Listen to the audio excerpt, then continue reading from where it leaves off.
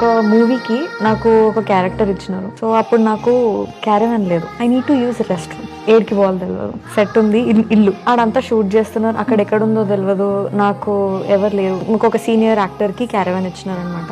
వాళ్ళ అసిస్టెంట్ ని అడిగినాం మేము, can we just use your washroom, ఇట్లా పోవచ్చా ఒక 5 minutes కానంటే నో, అక్కడ పోయి అడగండి ఎవరినైనా, అట్లీస్ట్ ఫర్ చేంజ్ మ్యామ్, అట్లా చేంజ్ చేసుకోవడానికైనా. వేరే దగ్గర మాకు స్కోప్ లేదు చేంజ్ చేసుకోవడానికి, అక్కడ అంతా డైరెక్షన్ డిపార్ట్మెంట్ సెట్ అంత ఉంది కదా, అక్కడ స్కోప్ లేదండి, మీ క్యారవాన్ యూజ్ చేసుకోవచ్చు అంటే లేదు, talk to the assistant director, you're not allowed అన్నారు. లోపల మాత్రం ఒకటే ఉంటుండే, వస్తుంది ఏదో ఒక రోజు వస్తుంది, పర్లేదు అని చెప్పి వెయిట్ అయితే 100% చేసిన. అవన్నీ ఫేస్ చేసుకుంటూ వచ్చిన తర్వాత today it's worth it.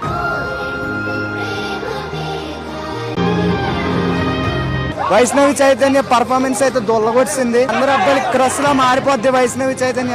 First time movie అయినా కానీ చాలా బాగా యాక్ట్ చేసింది. ఫస్ట్ టైం సాఫ్ట్వేర్ డెవలప్ లో చూసినప్పుడు అయితే కొంచెం ఆమెకి ఫ్యాన్ అయిపోయాను. మూవీ చూసిన తర్వాత ఇంకా ఫ్యాన్ అయిపోయాను. ఈ లెవెల్ యాక్టింగ్ అమ్మాయి చూపించింది అంటే ఇట్స్ వండర్. వైష్ణవి చైతన్య చాలా బాగా యాక్టింగ్ చేసింది. హీరోయిన్ చేసిందన్న ఏమి యాక్టింగ్ అన్న అసలు. ఒక సినిమా ఉంటది, ఆ సినిమా మొత్తంలో మ్యాక్స్ టు మ్యాక్స్ ఒక ½ minute కనిపిస్తుండే. నేను ఫస్ట్ ½ minute కనిపిస్తేనే నేను మొత్తం నాకు కాందాన్ని తీసుకుపోయి వాళ్ళకి టికెట్లు బుక్ చేసి థియేటర్ కి తీసుకొని పోతుండే. అట్లాంటిది ఇప్పుడు నా సినిమా, నేను ఓవరాల్ మూవీ మొత్తం నేనే ఉన్నా.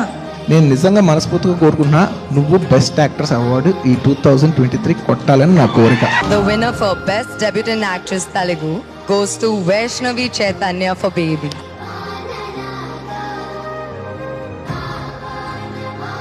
దీనికోసమే కదా, అరే బై లైఫ్ లో కావాల్సింది ఇది కదా అని అనిపించింది నాకు ఆ రోజు. ఇంకా మీరు ఫ్యూచర్ లో ఇంకా హ్యాపీ ఉండబోయే రోజులు కూడా వస్తున్నాయి. నేను మిమ్మల్ని ఫుల్ హ్యాపీ చేస్తా, ఇది నా ప్రామిస్.